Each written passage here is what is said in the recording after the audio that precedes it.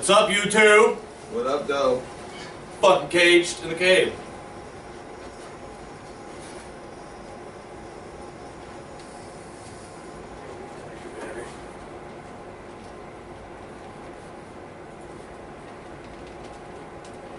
Welcome back, fight fans and shitty shitheads. Shitty shitheads? Shitty shitheads. Let's get a little wicked. No beat from you? We don't get... Nah. There's a freestyle you're supposed to add to it, bro. We're ciphering over here. Ah, okay. I'm the DJ. That's what I was doing, man. Get a little wicked. I'm scratching.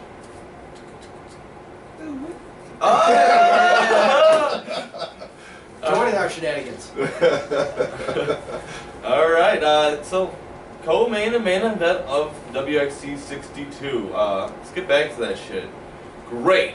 Dude, so we lead up, the prelims were actually, pretty good, minus the fucking sleep fest and, the Luke Shear, Julian Zepeda fight. Then we get to the main card. Action-packed, phenomenal fights. Then you get to it's like, dude, all these fights are so great. How do you top that? Well, you fucking top it by throwing the co-main and main event like you did.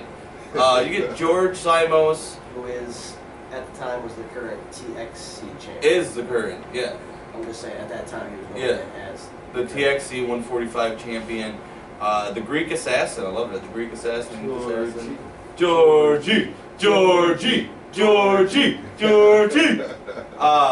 I love that. The first round was kind of even. That's the Fuse guys. They come in mobs. Yeah, even Mike Glenn, he fought for what was it, TFC? TFC was put on the main card, both into the main event, co-main event, and both him and Ricky Kennedy were debuting.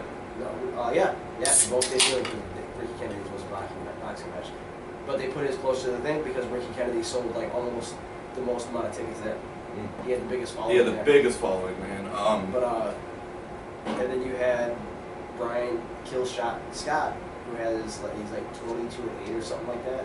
He's got an impressive record. He's an impressive opponent. He's supposed to be making his pro debut here soon. Yeah. But the fight was a great fight. Although I say, at least by the second round, I believe I knew Scott was done. Oh, I mean, the first round, it was razor close. It was. Yes. Brian Scott landed some nice takedowns, some nice shots. On the stand-up exchange too. It was very close. I kind of gave it. Georgie landed some nice shots. Didn't get the takedown in the first round, but was able to control him when he got the takedown. The only reason I gave it to Scott in the first round because he did score the takedown, and the stand-up was kind of even. They both hit each other with some nice shots. Second round on was all George. Dude. Even when Brian landed the takedowns, before that, leading up to those takedowns, honestly, I think George let him. Yeah. Because as soon as they would get to the ground, he would throw rubber guard, throw submissions. Started throwing submissions up. And Brian couldn't hang with him on the feet. Man, the strikes, the combinations of knees, when he would just clinch. Especially in the third round. Oh my God, the combinations with his hands, they were so crisp, so clean, not too many wild shots. Everything was, pitter patter, clinch, bam, bam, knee to the stomach, knee to the head, kick, takedown. Yeah, he was very clean with him. Yeah, I agree. Get back up, throw some more combination. Dude, it was.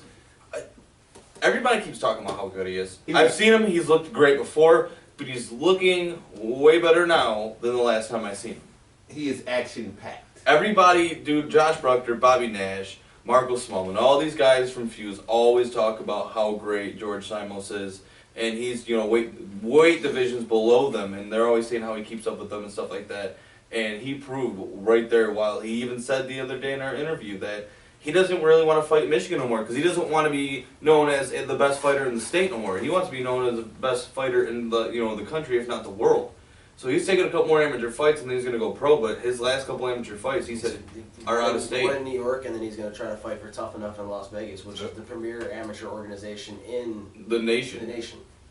Okay. I mean, that's where Ronda Rousey got her start at. That's where and hook and shoot. A lot of your top UFC guys started at Tough Enough. Yeah, when they're at the amateur rankings. So, I look forward to seeing what's going on with his future, man. He's an amazing fighter. But here's the thing. How any judge scored that for Brian Scott. Oh my God. Okay, here's the thing. It should have not have been a split decision. Ladies, 29-28, I can agree with Scott winning the first round. But to be a split decision with a judge scoring that fight for Scott is a travesty. I wrote it down that he paid the judge for a round. I got it written right there. He had to, man. Man, here's the thing is, for people that are listening, like we're talking about the third round, when you guys went here talking about a fourth and fifth, this was a championship fight.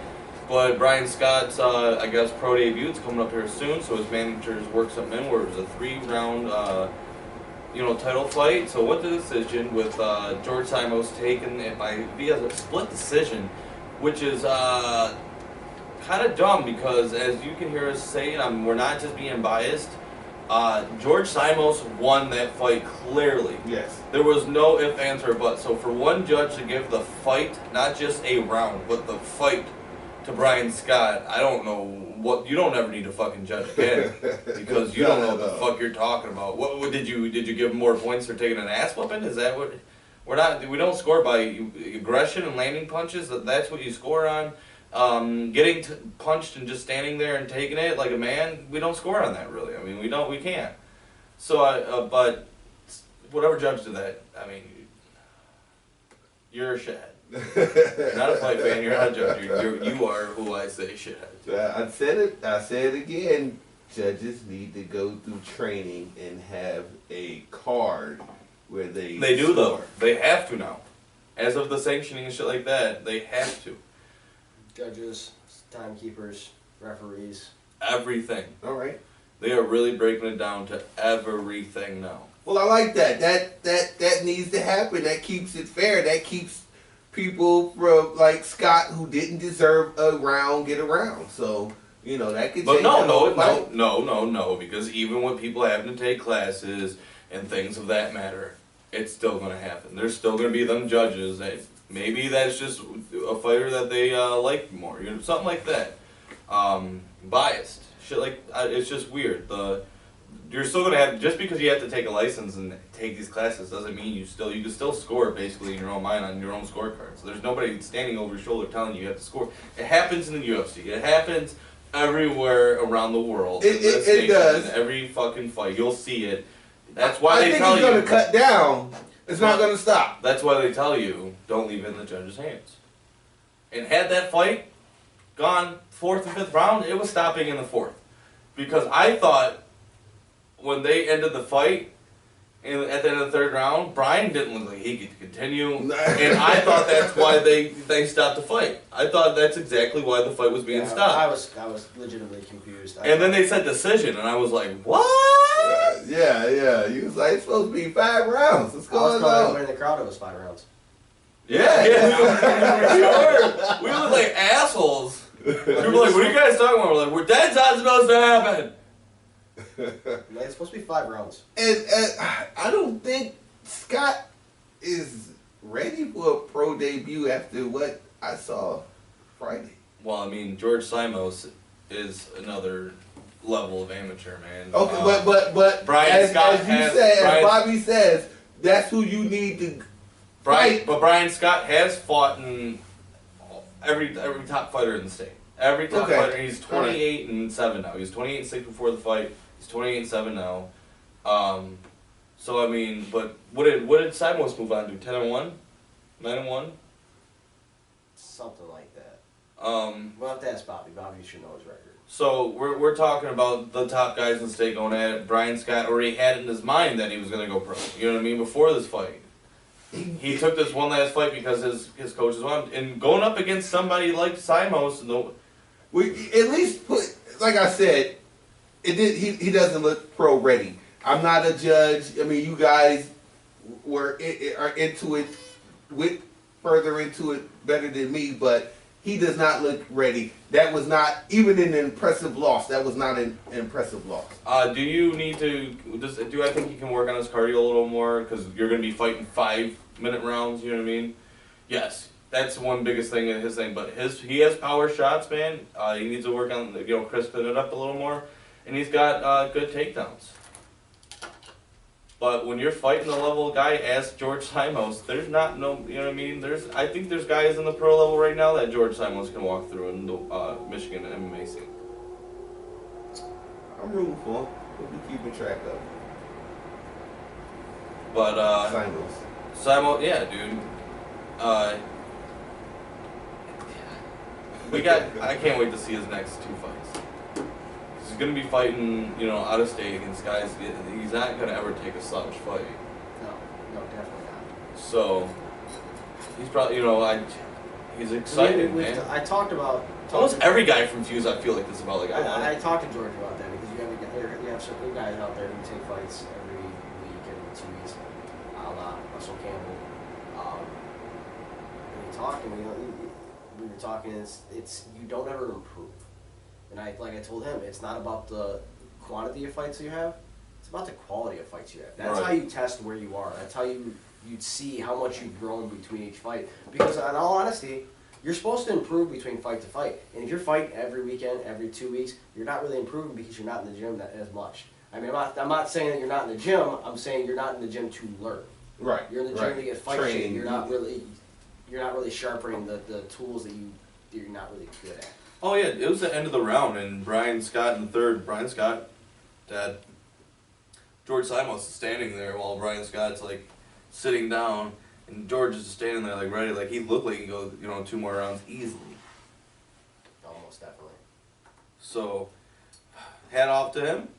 Can't wait to see you in the future, man. We'll have you back on for sure, leading up to your next couple of fights, and good luck. But let's move on to the main event, man. We had both these guys. Grant Cashman and Dean M16 Caldwell. This fight was every bit of what we expected. And Dean played a little bit of Mystic Mac. Yeah, yes he did. He called it. I said, hey, just for shits and gigs, we're doing it. What do you call? He said TKO about 3rd round, all nonchalant, like it wasn't shit.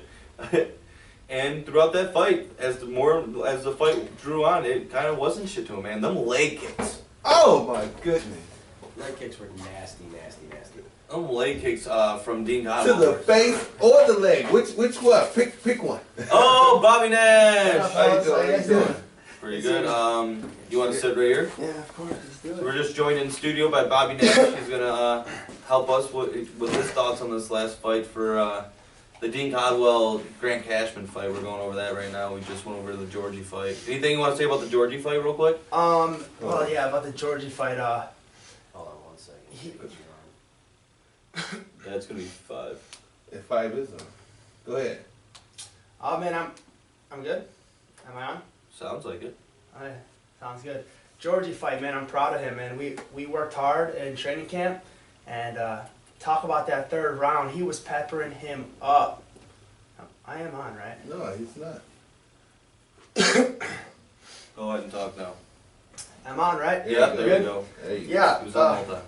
George, man, I'm extremely proud of him. He looked fantastic. His jiu-jitsu was looking on point. His striking looked awesome. What made me the happiest in that fight is that 3rd round. I mean, he was just breaking that guy, and that was supposed to be a 5-round fight. If that would have been a 5-round fight, that guy would have been He in would have trouble. stopped him. Oh, he would have finished him In in the the fourth. 4th. Oh, for sure. As we were just saying, the 3rd round looked like at the end of the 3rd round. That's what we were confused about, that we didn't know it was a 3-round fight. We're sitting there, we're like, there's 2 more rounds. In the crowd. So, we were It's thinking supposed to that go Brian 5 just rounds. couldn't continue. That's what we thought. We thought Brian couldn't continue, and because George was still standing up, Brian sitting down on, he's got everybody surround him. I'm like, oh, could he not continue? Especially with the way that fight ended, with Simons pouring it on. Right. That was awesome.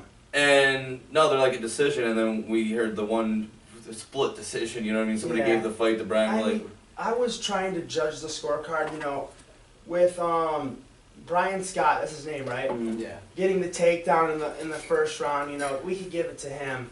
The first round. Yeah, but the second and third round, I just don't see how you wouldn't see it in George's favor. One of the refs gave, or judges gave Simons 1 round.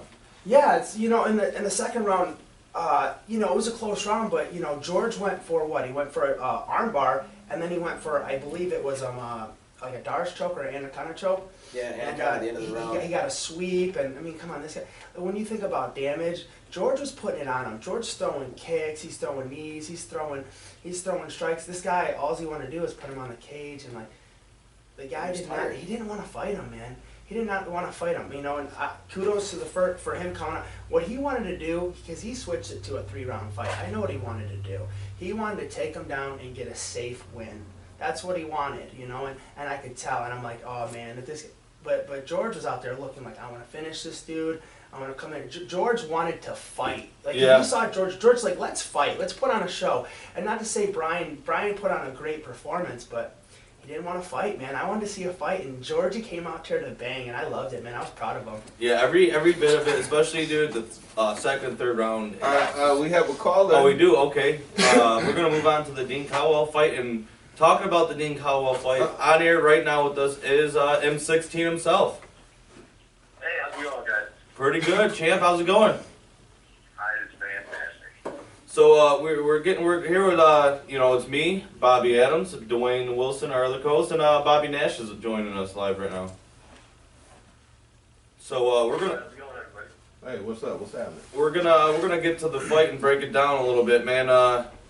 That performance put on by you was fantastic. Loved it. Loved it. Everything from the kicks at will, and just pounding them out for the TKO victory, calling it like Mystic Mac.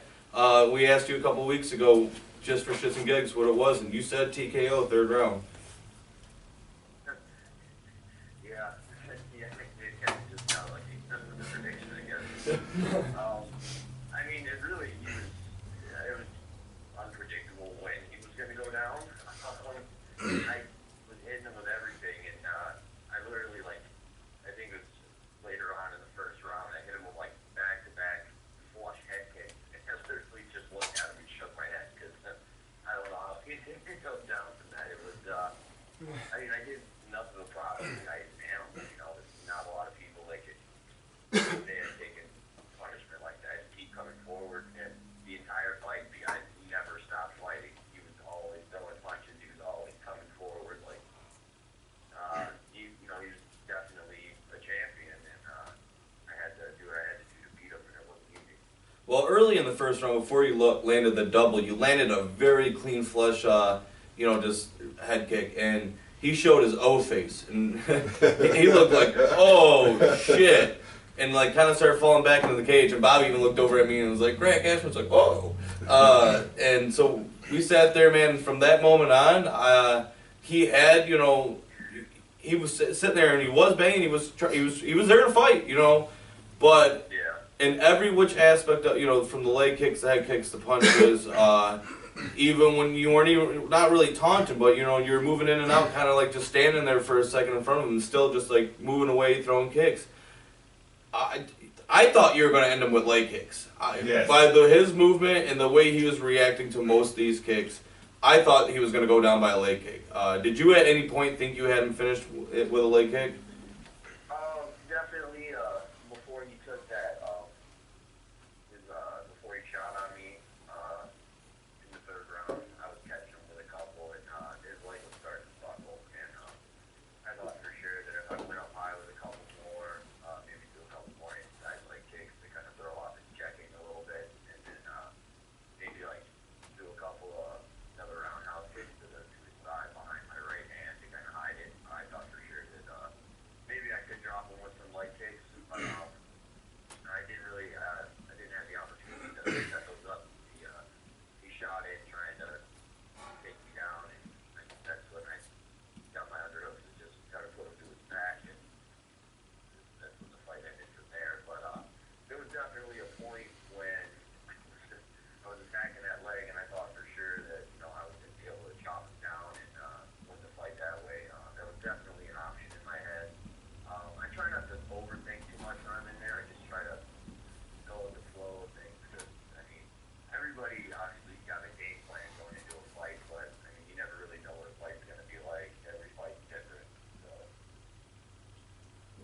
Now, when you finished him in the third round,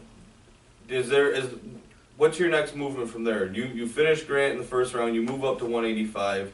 You know, I talked to you after you said, "Hey, I told you." Are you staying at 185? Are you going to defend this belt, or are you looking forward to moving back down to 170 and seeing maybe in the future if you can capture that belt as well? I mean, I'd like to defend it once. You know, there's an old saying that you're not a true champion until you defend your title. So, I mean, I'd like to defend it at least once, then maybe drop back down. But I felt really comfortable there. I don't cut like a huge amount of weight to make 170, but I do cut quite a bit, and I think it took away from maybe my explosiveness and maybe a little bit of my power. And Friday night when I was at 85, I felt more comfortable. My cardio felt a little better because I didn't have to cut as much weight, and I felt like I still had my strength and I had my explosiveness, and I kept the speed that I had at 170. But I was at 85, and I feel like maybe that might be a better home for me eventually. But I mean, you know, now's the time for me to play around with it. It's still as an amateur to kind of hone in and what exactly it is going to be my weight class moving forward, where I, you know, eventually turn pro someday. Whether that's going to be 70 or 85, what I feel comfortable with, what, you know, my coach feels comfortable with, and most importantly, what my body feels comfortable with, where I perform best at. So I'll probably have, you know, a few more amateur fights, and we'll probably dance back and forth between the two, and then make a final judgment call from there. Yeah, at 170, man, you don't see many guys be able to keep up with Josh Bruckner the way you did. And you went up to 85, man, and you, as you said, you just seemed like you were more natural, more explosive power, and you know, and you put away, you know, a very game and heart. Man, that kid showed heart. Grant Cashman has a ton of heart. Seriously. From the Marcus Seriously. Spalding fight to your fight, he showed it, man. And you put him away as, you know, the way you did. And I don't care where you fight, man. You know, you're gonna be at the top of each weight division. So I mean, pro fights coming up soon. As you said, it's time to make that decision of where you know you're gonna call home. Right. But we appreciate you coming on and being able to talk to us a little bit about your championship fight, and look forward to talking to you in the future and you know, covering you more on your upcoming fights. But we gotta get on with the show here and get on another interview. So Once again, congratulations. congratulations and thank you for coming on. Anybody you want to say shout outs to before you get off? Just, you know, shout out to the guys at Stars and Strikes. It's gonna be a big year for us this year, so keep your eyes open. And thank you guys for having me on. It's always an honor. Not a problem. Thank you. All right, you guys have a good night. All right, you too. Cool guy. All right, that was Dean M16. Well, he's definitely a Ottawa. good guy. Yeah, seems like. I am. You can pull the mic to you. There That you moves. go.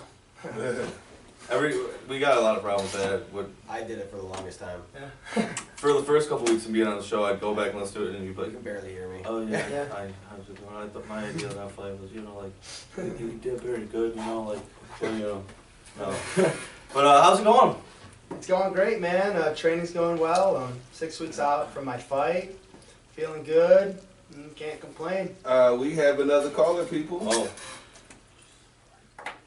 All right. Hello, you're on with Cage in the Cave. Hey, what's up, guys? It's Josh. oh, it's Hello. Bruckner. Hey, what up, Josh? What up? Top of line. All right, Well, ladies. it's Bobby in studio with us. Yeah, it's Bobby Nash in studio with us. It's, you know, Andrew Watson, Bobby Adams, and Dwayne Wilson here. For everybody listening at home, Cage in the Cave have guest Bobby Nasty Nash, top welterweight in the pro division here in Michigan. And Josh Bruckner, in our eyes, the #1 welterweight here in amateur rankings. So, how's it going, guys? Let's go. What's up, Bobby? How you doing, bro? Doing great, man. Good hearing you. I wish you were here, but I know the weather's kind of bad. Yes. Yeah, I couldn't make it out today, but looking at this. Yeah, for sure. Shit, me and I Bobby Adams. figured it yeah. out. I figure everything out. I'm the man. There you go. I think George Simos might be a little like hungover or something from last No, night. I don't. Well, I know he went out. George actually, he doesn't drink. No? He stayed out late from what I hear. Okay. What I hear. So he was like, oh, I don't know. He probably wanted to catch up on his sleep, you know. Yeah. I wish I Yeah. could. After a Friday night and then Yeah. going out Saturday, man.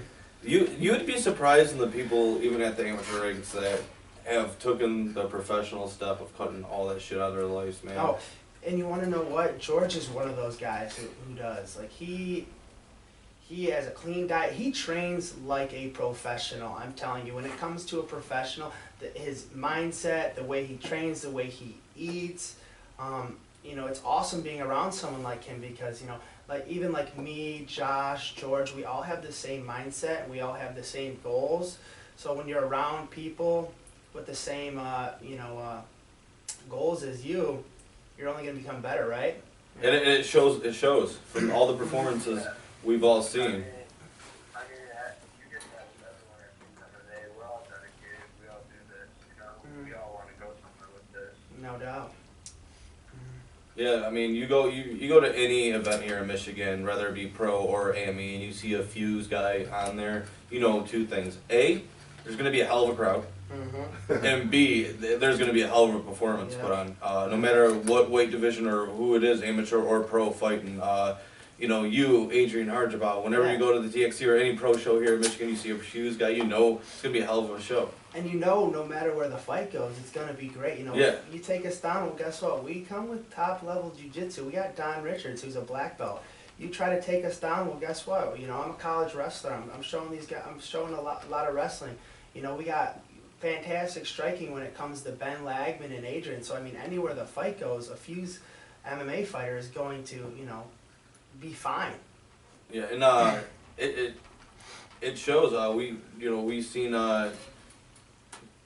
George fight for TXC, and you know he looked great in his fight for TXC, but then last night, and that amount of time since he fought, what is it, 6 months or something like that maybe. Something like that, about that. Big huge transition, man. Especially with his stand up. His stand up was so clean. Everybody, in Fuse in one way or another, if they started off just like a wrestler, then not, like you, the stand up is so much better than it's ever been. Or if they started off, stand up, now their jiu-jitsu is so much better than it's ever been. And that's the great thing, is that you guys all bring to the table is, the diversity. Exactly. We all had it in this thing with the factor though, and that's Gary Wade for our boxing. So we're all going to be looking a lot better in that cage. Exactly. Well, if you want to go back to my last fight, well, obviously everybody knows I'm a college wrestler, and if you go to my amateur fights, what do you see? You see me taking people down, right? But my last fight, I went to this guy's hometown. I caught him with a left hook, and I slept him, knocked him out cold. I mean, a lot of people don't expect me to knock people out, but like I said, we have our boxing coach. I'm working with him. George is working with him. Josh is working with him, and he's a knockout artist. I'm getting knockouts. George was peppering that dude up on the feet with his hands. Gary Wade is the man. I believe in him, and I know Josh believes in him, and I know the team believes in him. He's a great coach. So we're very fortunate to have him. And then, obviously we have Ben Lagman and Don Richards to cover other aspects of the game. But in my opinion, that's what I think makes you guys successful, is that you're balanced. You just don't want to be the wrestler. You know what I'm saying? Because then everybody is studying that takedown. Now you got something different for them, So. And it's also the hunger too, and the wanting to absorb every bit of knowledge that you can, wanting to work as hard as each and everyone. Because you got them teams out there where you got 3 or 4 very serious guys that stay the latest or show up the earliest, blah, blah, blah. But no, everybody in that gym is exactly the same. Everybody wants the same goals. They're all at the same mentality. So it works so much better together that way. Oh, it's fantastic, man. And it's how do you say it? You feed off it. You go into that room, and you have the energy. You got guys with the same goals as you, excited to train. It makes me excited to train. I want to backtrack a little bit, and I want to ask you guys. Josh can go first. What was your favorite fight and why? My favorite fight was by far my last fight. Well, I meant from the WXC event. I'm sorry, man. For the Friday.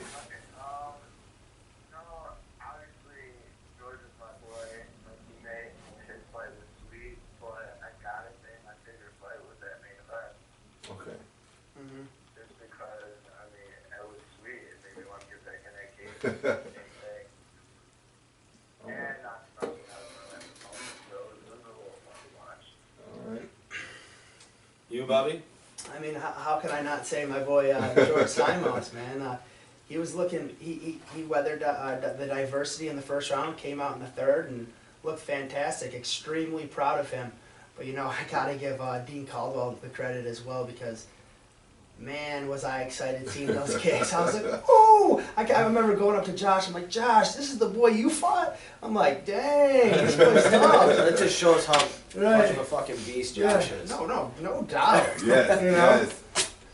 Yeah, you got a guy that can compete at the top in multiple divisions, Right. and Josh, you know, fucking sat in there with a 5-round Exactly. war, and that was a great Mhm. fight, man. I loved it. But, you know, since you brought it up, not just what's your favorite fight, Josh, that you've ever been in since you were getting to it? Well, it has been definitely my last fight because, you know, I dealt with adversity in the fight. And not only that, but before that fight, I've never even been out of the second round. So it was kind of like a test of my cardio, my shit. Like, you know, I proved to myself that I could do it. Like, I could push myself through it. Especially watching him Friday night, the power and the fluidity of his strikings and everything. That should show yourself, like, mentally, you should look like, I am the baddest motherfucker. Exactly. Wait. During that fight and after that, I thought to myself, like, wow, I won that fight, great, blah, blah, blah. But now I'm watching him do this to go, you know, and he's fucking, you just TKO'd this way, a guy with, you know, ferocious head kicks and leg kicks, blah. Fuck, I'll beat anybody's ass. But no, it should really show you where you're at in MMA, and we know that, you know, both you guys got fights coming up. You still don't know your opponent and everything like that, but I can't wait to see what you have next, especially. When and where are you guys fighting so that the fans know? Well, both of you. Go ahead, Josh. We're fighting. Me and Josh will be fighting February 20th for TXC in Novi, Michigan, at the Suburban Collection Center. And I know that they announced your opponent. Yeah, I'll be fighting John White from Murcielago. He's an undefeated professional fighter, and it's going to be an exciting battle. I'm very, very excited for this. Not only that, I think there's a little piece of hardware on the line too, isn't there? Oh yeah, I'm fighting for the TXC welterweight championship. So, Right. you know, I fought in a title fight before as a pro, and this is my second time, so I know I have the advantage there. You know, I've been on that stage. I've been in co-main and main event pro fights already. You know, so I have that advantage. I think I'm more of a weathered fighter than he is. And there's a little bit more, since we'll announce it right now, since Bobby's on air. We're sponsoring Bobby Nash. As of now, that's an announcement we had coming. Bobby Nash is now sponsored by Cage in the Cave. And John White's sponsored by David Clifford and Yeah. the Butcher. Podcast versus podcast. Here we go. Battle of the podcast. But no, I mean, more than that, yeah, it's a world title, man. It's a world championship fight, which is great. It's, you know, in my eyes, I know who John White is. I've watched him fight, you know, time again. It's an intriguing matchup, but it's one that, especially after watching your last couple of fights, especially Leonard Simpson, right? Yes, Leonard Simpson. Yeah. That fight, you know, it's like, man, I really feel like Bobby has Right. this in the bag. You know, yeah, and you know the thing is, people haven't even seen my last fight. My last fight was even more impressive. You know, my striking keeps evolving. You know, we got a guy like John White. He's very long. He's you know, he's gonna be a hard guy to fight, but I think I have all the tools to beat someone like John White. Why? Because obviously I'm bringing top tier wrestling. I'm bringing top tier grappling, and not only that, like, my striking is continually evolving, and I have an enormous amount of confidence in it. You know, and I think that's a big deal. You know, I Momentum. don't be. A lot of people see me going into this fight, and they're like, "Oh, Bobby's going to take him down." But you know what? And you know, what? I very well could take him down. But like I said, don't be surprised if I catch him. Don't be I surprised. love it. What is your... It's not about if you win, it's about how. That's right. Exactly. And, yeah. So what about you, Josh? Is there any rumors, any rumblings about who maybe your potential opponent is? You know, I honestly haven't heard anything weird myself because Michael Smallman is awesome. He's putting on a card and he's looking for Well, there's like 5 or 6 of you on that card, right? There'll probably be about 5 of us, I would think. Yeah. They're gonna have to go out of state to find you guys to beat up because, Hey. especially with you and Marco Smallman, like I think, dude, I think I'd honestly, love the to see only- you go for a only- title fight. You know what I mean? But I mean, your teammates there, so I mean, Right. you guys got to go out of state, and start beating guys up because there's In Or they gotta all bring honesty, Josh, the only fight at 170 I see that even makes sense for you anymore is the Chaos fight. And Exactly. I think he's still recovering from injury. Yeah, you know, I'm not really sure. I haven't really heard much about him, honestly, but just whoever they put in front of me, I'm going to play, and I'm going to train hard either way, so it'll be a show. now we asked Josh his question. What since you've turned pro or amateur, what's your favorite fight that you've been in? My favorite fight would have to be my last fight. And the reason that is because, you know, I fought in Michigan a lot. And I usually have a huge crowd. I'll bring like 70, 80, 90 people to a fight. Well, when I fought in Indiana, I went to this guy's backyard. You know, I was not the favorite there. I could sense that. I went in there, hands up, was aggressive, caught him with a close in, tight range left hook, put him down, and you know, just knocking out someone like that with Did your you fall on his hands. face? Oh, face plant, like butt in the air, It's face in the always the left canvas. hooks that Oh. put the guys right on their fucking face. It was nasty, man. It was awesome. God, So I want to see this fucking video. yeah, and the thing is, I was just aggressive the whole fight. I was just like, I literally bit down on my mouthpiece and like, I'm putting this guy away. Did Like, you I just had surprise it in my- yourself at the end when you see him falling and you realized how like what you put him down with? Did you Well- surprise yourself? Well, I put him down, and I was tagging him a couple times, but when I put him down and he face planted, I looked at him and I looked at the referee. I'm like, "You sure you want me to hit this guy again?" Because he wasn't going to take me off. So I was like cocked back with my right hand, and but he pulled me off, and I remember just being pumped, man, because like knocking out someone is like a pretty sweet feeling, you know, and it's, you know, I looked out and I looked at him, and he was out, and you know, I just beat a guy in a very uncomfortable setting. You know, I just remember the whole crowd going, like, you know, they weren't happy about him losing. Damn it! He was a tough guy too, you know. Get any death threats that night? No, we had a lot of fun. We had a lot of fun after. So, you know, that fight, you know, I've never knocked out anyone that clean before. I've never knocked out anyone with my hands before. So when that happened, it gave me a lot of confidence, and you know, it has to be my favorite fight so far. Question for both you guys. Josh, you can go first. At what point in training or you know fighting, what fight made you realize that this is what you want to do and that you are going to be one of the best? Like, when did you start realizing and believing in yourself?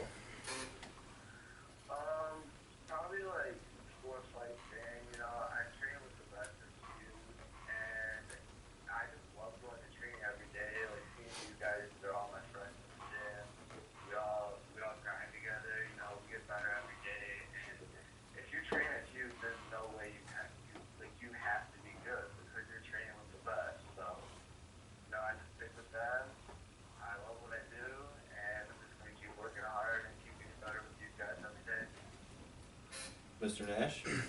Okay, I remember knowing a guy named Eric Moon, and I was on a couple wrestling tournaments with him, and I was like, "Hey, Eric, this fighting thing kind of looks cool. Give me a fight." And I just wanted to dabble with it to see how I was, you know. And he called me around like 3 o'clock, and I was supposed to fight at like 7. "Hey, Nash, you want to fight?" So I came in and I fought the same day. Just like I said, I just want to dabble with it. But after that first fight and feeling that rush of, I was like, yo man, this is what I'm supposed to do. So honestly, my first fight is when I knew like, this is what I'm doing. My first fight. Well, I remember seeing you explode on the scene in Genesis, man, and you just went through like anybody that they handed to you. Corey Cuppy, we remember watching you just, you know, walk through just anybody, man, and that's when, and I couldn't figure out how come you hadn't gone pro yet, and then I remembered You were wrestling for Michigan Right. State, you know what I mean? And then the Willis Black fight Great fight. was one of the greatest fights, you know what I mean, I've seen you been in as an amateur. And you know, even Josh, like, I have no doubt since watching him, it was one of your first fights, it was for TXC, Josh. Oh, man. You broke that kid's arm.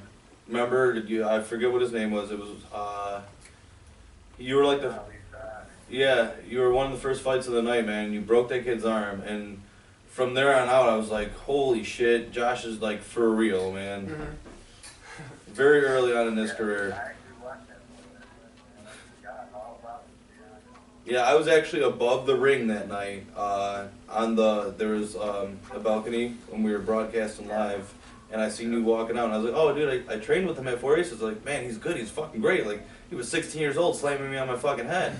And then I looked down and I see, you know, Michigan top team guy coming out. I'm like, all right, it's gonna be a good fight. And then you just like started landing shots at will, got him to the ground, got the arm bar cranked on it. He wouldn't tap. I'm like, this guy's arm's gonna snap.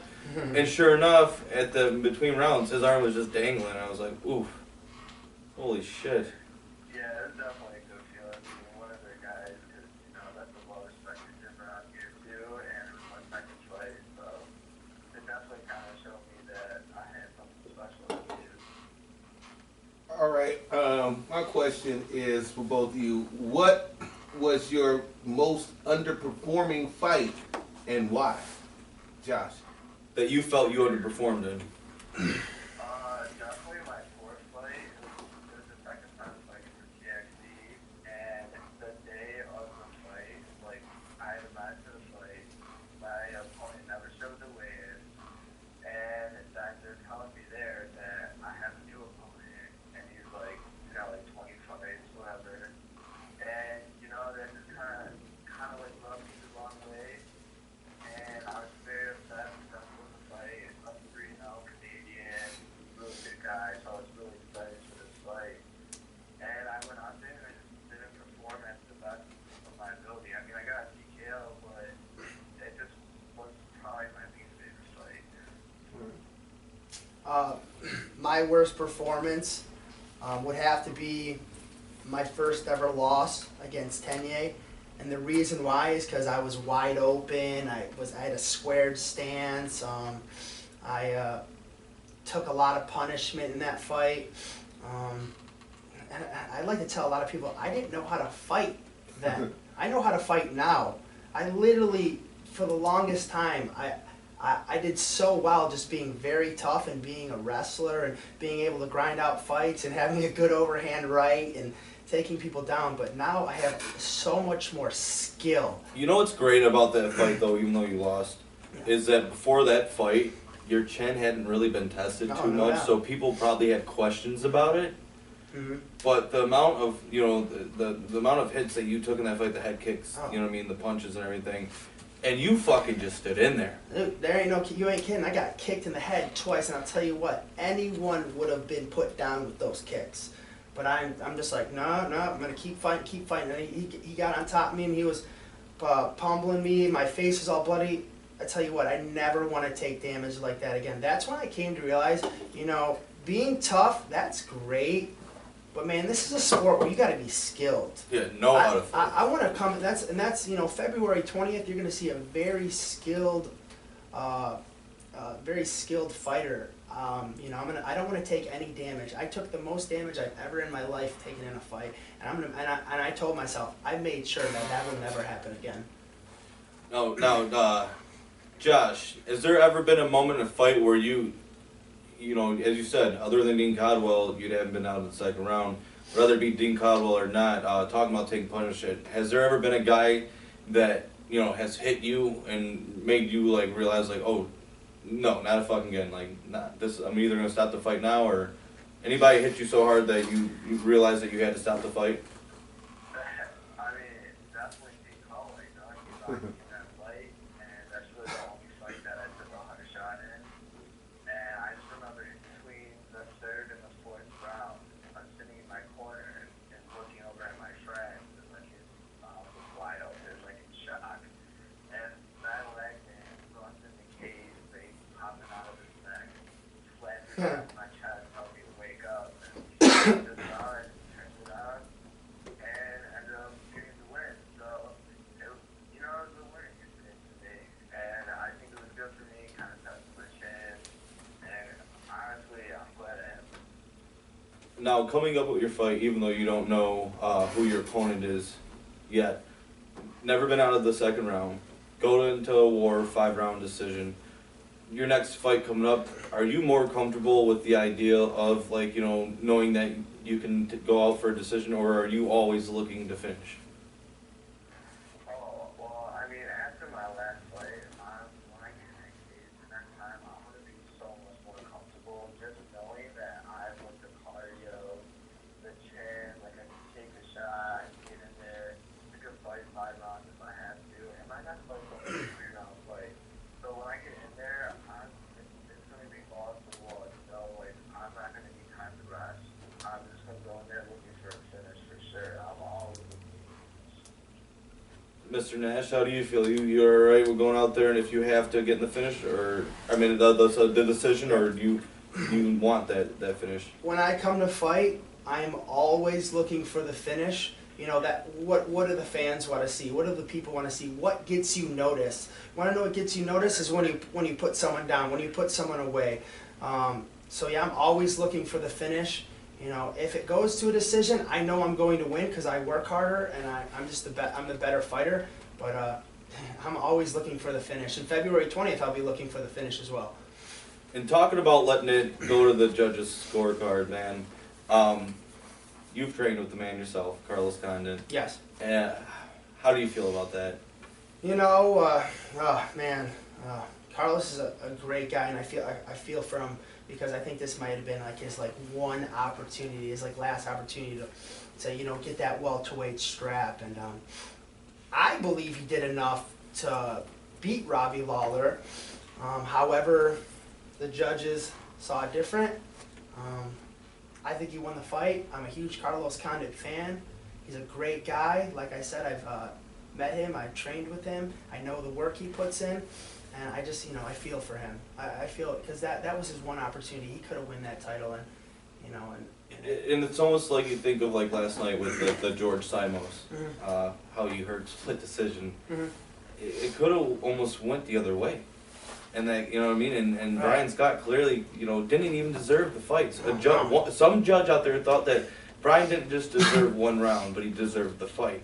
Yeah. He did enough to, and that could have, if there was another judge that for some reason had their own ideas of how to score MMA, thought the same way, George, even though he did enough to win that fight, could have lost last night. And that's how you think of it, and that's why, with Carlos, he went out there. And I watched the fight, and I even remember I called him right away. I'm like, dude, Carlos won that fucking fight. There's no way you're gonna tell me. You're gonna prove to me. Mythbusters couldn't even fucking, if they said Mythbusters, I'm like, fuck you. Carlos did enough to win that fight. I've yet to watch the fight. If anything, Robbie at most won 2 rounds, and that's at most. In my books, he won 1, and there's 2 close rounds that could have went either way, but Carlos took them. Yeah, Carlos was the aggressor. Carlos was on him. I mean, other than the end of the 5th round, Robbie came in banging, came in fighting, but other than that, Carlos was on him every round. He looked great, and it just goes to show that even with me, what are judges looking for? Because I like to watch fights, and obviously, anyone who's watching fights, they're judging as well. I'm judging. If you watch a fight, who won that round? Who won that round? Oh, of course. Even the WXC fights. Mm-hmm. So it's what are judges looking for now? So. And that's, we asked Josh too, was there any moment in your mind, Josh, when you fought Dean that you thought maybe I didn't win this just because I didn't finish him? Well, I think the crazy stuff was together as well. I never we just hands, but I thought I did enough to definitely win that fight. I could have scored the 5th round. I would definitely give him round 3, but the judges thought he did. He never did. Yeah, anybody that would have seen that fight otherwise would have been, blind or retarded, but we see it the same way, but as you said, weird shit happens with judges, man. It really does. It happens all the time throughout, professional, no matter what stage of MMA it's on, UFC or amateur, you know, it doesn't matter. It happens, and it's not things that you know you like to see happen, but as you said, I hope you know Carlos, no matter if he decides to retire or not, the best in life, man. And I would have personally loved to see him capture that gold before he left. Well, there's chatter for a match Yeah, there is cheddar for a match, but. because it was so close. I got a quick question for Josh. In your upcoming event, February 20th, unlike Bobby, he knows who he's fighting. You don't. How do you train for that? That's a good question. I just do what I do every day. You know, I don't honestly when I even know my opponent, I don't really go and watch their videos. I just, you know, I just didn't see it. When I just look to play, I don't look to play off a certain person. I just look to do my own game in there, you know. So I'm gonna train hard with my team every single day, and on February 20th, I'm gonna go up the cage. I'm put on the show. Okay. You know, it still kind of throws me off when me and Bobby are in the same room and somebody calls Bobby. Yeah, so, Bobby's like, I don't have enough. I definitely don't know if I'm fat. How many times at Fuse are like, hey Bobby, like, yeah, what's going on? No, not you, Nash. Bobby Adams. I'm like, oh, so many Vice times. versa. Right, vice versa, exactly. Well, it was like the other day when we were getting ready to take a picture at WXC. I was like, Bobby, hey, Bobby, you ready? No, Nash. Bobby, Nash, you Here's the ready? thing too. The funny thing is, I'm named after my father, so it happens at home too. Oh, when I was geez, growing I bet. up, Bobby, what?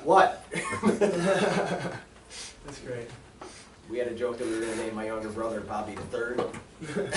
There you go. What? Wah. But you guys got these big fights coming up February 20th. Anything you guys want to say shout outs to, you know, any special people, anybody you guys want to give credit to help you, that's helping you along the way? I'll take this. I want to thank, obviously, my supporters, my friends. Hold on. Somebody else is calling in. No. Hello, you're on Cage in the Cave. Hello? What's up, Aaron? Oh, it's Aaron Smith. Yeah. Oh, damn. I think I didn't add Josh. Oh, no. Did you drop Josh? We dropped Josh? Yeah, my bad. I am new at this, Josh, so Oh, no. don't have him mad at me now. Oh, I know, right? no. Message him. What's going on, Aaron? And relaxing like I usually do. Give us 1 second real quick. Bobby? Want me to thank Yep. my thanks? I want to thank my supporters, my fans, my parents. I want to thank my brothers. They're awesome. They hold me very accountable. I want to thank the country oven for keeping me fed and strong. I always see your guys' plates. They're always like so many of Oh, them yeah, with like man. healthy, like They great looking food. They man. hook it up, no doubt. They hook it up. That's the spot to go. Where are they located? 11 Mile in Hoover, Warren, Michigan. All right. I want to thank Caged in the Cave for having me on today and for sponsoring me for my upcoming fight. And I want to thank all my coaches and training partners. Without them, none of this would be possible. My sponsors, all of them, and my supporters. Thank you all. All right, Josh. We got Josh back here. Hey, Josh, you want to say your shout outs leading up to your fight for February 20th? Who's helping you out? Who's keeping you fed along the way? Yeah, I definitely want to thank, my friends and family for always supporting me, my girlfriend. I Aw. gotta give a huge shout out to Just Good Athletics for sponsoring me for this upcoming fight. I'm using this supplement for supporting after my training sessions. A huge shout out to Zero Fitness for keeping me in shape with the ARS machine and keeping my mind right with the clothing and everything. You guys should really check them out. They're sweet. And then obviously, special shout out to Cage in the Cave for always having me on the show and for sponsoring me. You guys are awesome. Thank you. And also, just Fitness 19 for sponsoring me. Always got my back. I've been working out there since I was like in 9th grade, so I was thought it'd be sweet to have them as a sponsor and here we are now. So, All right. and obviously my training partners, I train with the best at Fuse MMA. I got Coach Don Richard, always supporting me, Ben Wagner, Gary Wade. Train with the best, so. All right, thanks for coming on today, Josh. Man, we look forward to sponsoring you for your fight coming up February 20th. You as well, Bobby Nash. And you guys know, no matter what, we're always there, fucking screaming. I remember running up to the cage, and as I was telling Wilson earlier, you when you knocked out Leonard Simpson, I ran up to the cage. I was like, Bobby! You ran over, you dabbed me up real quick, and I was like, awesome. All right. But what's going on? Now we got the trifecta and The Trinity. Yeah. Trinity. The Trinity. Okay, we got the Trinity right now. Aaron Smith just called in, the super fight champion from WXC. How's it feel, man, coming here and claiming, one of the top promotions belts? It's feeling good. It's feeling good. So next moving from here, you're supposed to fight Russell Campbell, but right after the fights, you announced that wasn't happening. What were you told? I think I'm gonna be fighting Floyd. Floyd Jones. Oh, motherfucking Joe. Floyd motherfucking Jones. That's gonna be a great matchup, man. All right. That's gonna be a great matchup. Can't wait to see that happen. Other than that, that's fights in April, correct? What's coming up next? Yeah. What's coming up next for Aaron Beat 'em Up Smith? Next thing coming up, I'm gonna be fighting Marcus Martin. That'd be a good one. How many times this is supposed to be? I know, right? I'm not sure, but Well, hopefully this matchup actually happens and you guys get in there and get to go to war. And we'll see it yet another impressive Aaron Smith, man. How did you feel with that finish over Chad Rogue? Did you feel satisfied by it? yeah, I'm always, as long as I get a victory, I'm satisfied. It's a good match, I'm satisfied. What did you see from round 1 to round 3 to where you knew you could take him out the way you did? Well, round 1 is a lot of my fights are the same way. Guys, I'll be coming in the fight expecting to training close and see if somebody's gonna stand with me and show off my strikes, but it always turns out the same way. The guys always take me down, and I just weather the storm, and that's where I try to fill them out and see if they're strong or not, if I can overpower them or if they can hold time to let them. Well, one thing, man, the first round was very even, but not to bash you, Aaron, I'm not doing it. I felt kind of like Chad almost had that first round, but you figured him out towards the end of the first round. You know what I mean? You could have stole the end of the first round. I don't know how the judges would have seen it. Thankfully, we didn't have to see because you got the finish. But from there on out, man, you figured him out, and it was all you from there. You had the takedowns, you had the transitions on the ground, even if you did try to get the takedown. The power shots were there. The spare at the end of the fight, leading to the ground and pound. You pounded him out for the TKO victory. One of the top lightweights here in the state of Michigan. What in your mind? When in the fight did you know that from here on out it was your fight? Once I got inside control in the second round, I was like, I was going to go for the round, but once I see that he couldn't get out of side control, I was like, okay, I'm just going to stand here for a while and speed him up a little bit. And that seemed to work, just to get inside his head a little bit. When you got the victory, was it surreal? Did you realize it for a minute, or did it take it a second to sink in? Like, hey, I came here and I took the belt home with me from to Indiana. Oh yeah, I was really prepared to. I wanted to go 5 rounds. One thing about me is I always like to just at least put on the show. Even a lot of guys want to see a great finish and go in there and put the guy out, but I've been training so long. I want to get my training's worth. I want to make sure that everybody get their money's worth and I get my training's worth. So yeah, with that being said. All right, man. Well, it's later in the show. We got to start wrapping things up. You want to say any shout-outs real quick before we get you off there? Yes, I want to give a shout out to my wife for being such a supportive person in my life. Dedicated. She was willing to hold 8 belts and take, Right. and take a damn picture. That's awesome. Definitely. I want to say thank you guys for supporting me so heavily. Also to Detroit MMA, and obviously I want to thank God for giving me the strength to keep going. All right, thank you for coming on with us, Aaron, man. We look forward to supporting you more in the future, and we'll follow you leading up to the Marcus Malling fight for Rumble FC. All right, I'll see you guys next time. All right, man. Have a good one. All right, well, it's that time of the day where we got to get the hell off the air because we ran a little late. But all right, man. Thank you, Bobby Nash, for coming in today. Really, really appreciate it. Look forward, you know what I mean, to the sponsorship and our partnership from here on out. And I look forward to seeing you compete, you know, February 20th for the welterweight championship for TXC. Thank you for having me on. Not a problem. Shout out to the Wilson clan. Oh, for sure. The Wilson clan, all our fans out there, everybody who called. I didn't mean to lock the doors. I swear to God. You're a damn liar. Bobby. And all our guests. Bobby.